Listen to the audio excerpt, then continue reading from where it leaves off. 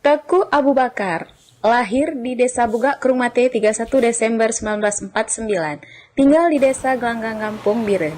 Setelah DITII berlalu, di Desa Bugak Kerumate, masyarakat memunculkan kembali tarian sedati, di mana dimainkan oleh orang dewasa ketika itu yang membuat Teku Abu Bakar tertarik. Tahun 1964, ketika itu baru menamatkan sekolah menengah pertama, Teku Abu Bakar remaja sudah mulai ikut bermain sedati bersama syekh-syekh di kampungnya.